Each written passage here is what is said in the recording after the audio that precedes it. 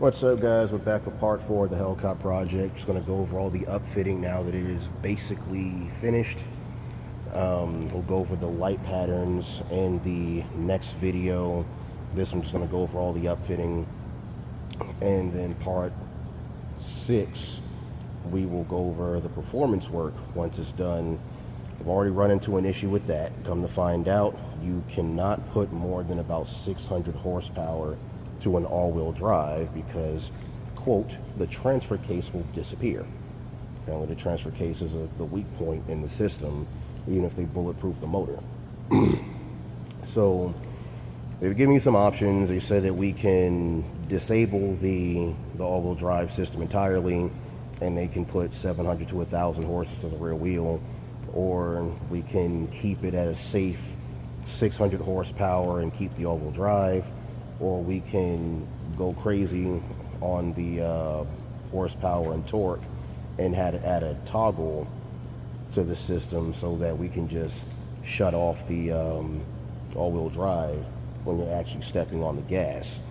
Well, I'm gonna have to think that one over, but for anyone that's looking at doing what I'm doing, adding horsepower to a pursuit, apparently that's a bit of a snag with the all-wheel drive, so heads up on that.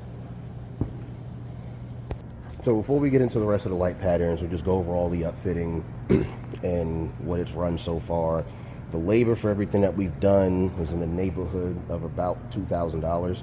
I actually got quotes up to just over $4,000. Managed to get it done for somewhere around, I think it was like $1,700. The push bumper, these have gone up. This is a Go Rhino heavy duty full wrap. This exact same push bumper for my last 2 cars was like $570, something like that, $560, $570. It's almost $1,200 now by inflation. Also, what I found out after the fact, complication I ran into, if you're going to be doing what I did and change out the body, the push bumper is not made to fit this specific bumper. Apparently, there's another version of the Hellcat body that doesn't have that center bar, and apparently it would have fit that one better. Somehow I managed to get the one bumper that it's not made to fit. So they actually had to cut the bumper itself, and luckily they were able to do that, but they had to cut the push bumper so that it would fit properly with the actual bumper cover of the car. So ran into that minor complication.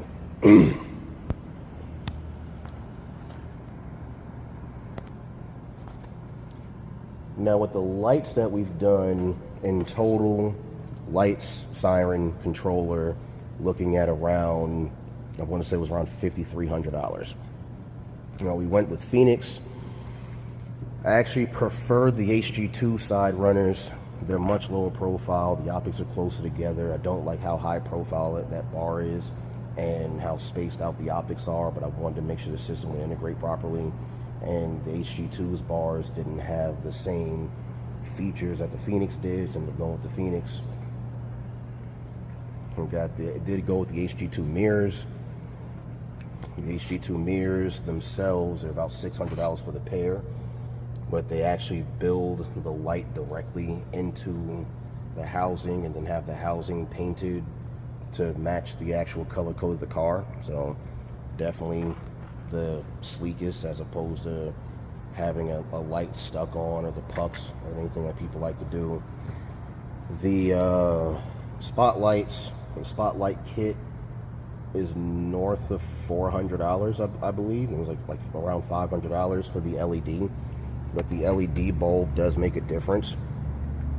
The simple way to put it, because it's a whole science behind it, but the simple way to put it is lumens is about your general flood brightness, how much you can brighten an area, because it measures the brightness of the light as a whole. Candela measures the brightness at the brightest point, so it's more your distance factor.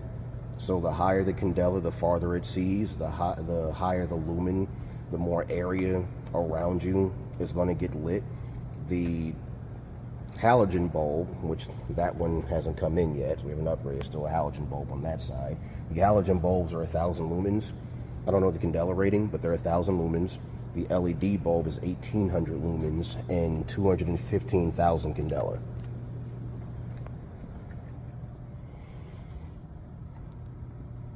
Front light bars are Feniex Quantum. Side runners are Feniex Quantum. We went with 10 Feniex quads.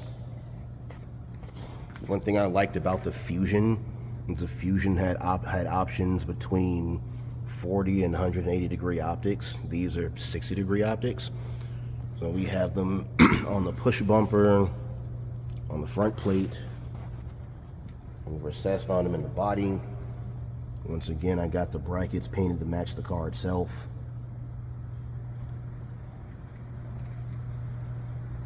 Side of the body over here. Put some behind the vents and next to the tag. So that's 10. Also went with the CLDG flasher to flash the entire trim ring.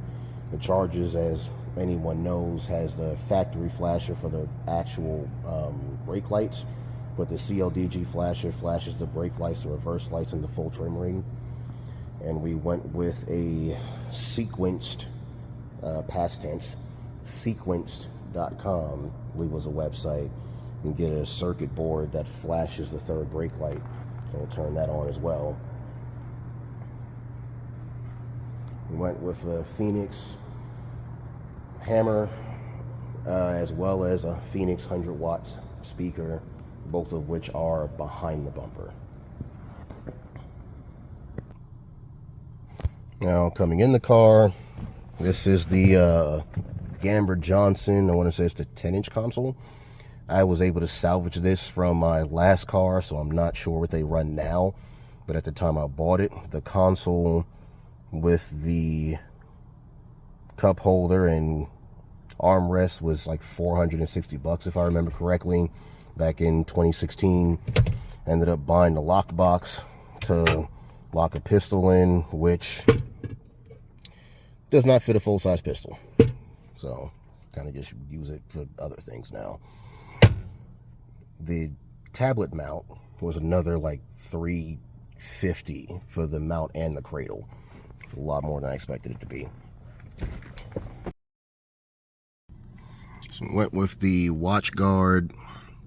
The Watchguard is it's like $230 on eBay for this model, and this is the one with the two-way front and rear facing camera. Got the Progard Tri Gun standalone model. That does fit a full-size pistol. My Glock 17 fits in it, no problem. Now, the issue I ended up having with this was actually going to be the shotgun. So, the Progard mounts directly on top of the transmission hub. This is a simple Mossberg Maverick 88. And that one is a Beretta 1301. Now, the Mossberg Maverick 88, similar to the Mossberg 500, you know, the common, what people carry.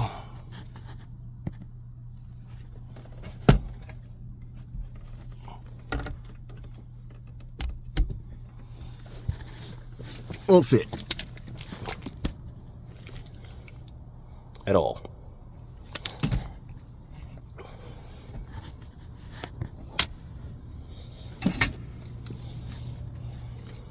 The Beretta 1301, which has the same length barrel,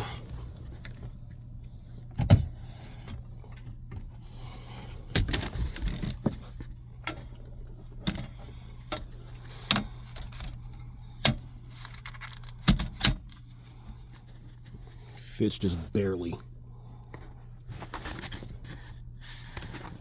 It's literally like a centimeter from the ceiling.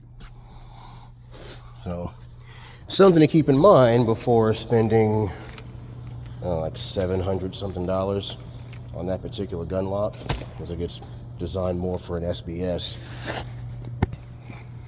We also did a 1,000-watt power inverter. Had to find a place for it. Seemed to work just fine there.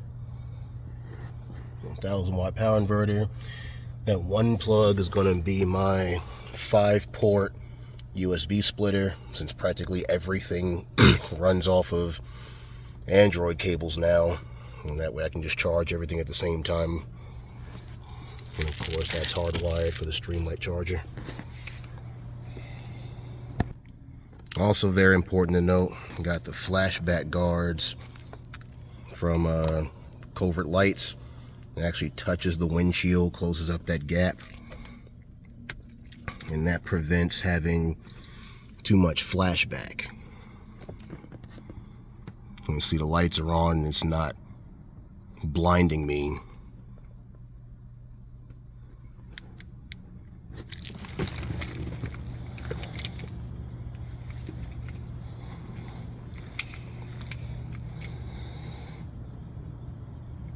So that's going to be it for this one, and then we're going to go and cut it here. This was longer than I expected, so I'm going to cut it here, and then we'll put up the next one going over the actual light packages, or the light patterns. Also, after the Dodge dealership messed up my last car and it caught fire, worth noting that I added an automatic fire extinguisher, and I believe this was around, I want to say it was, I didn't check, I think it was like $50 on Amazon.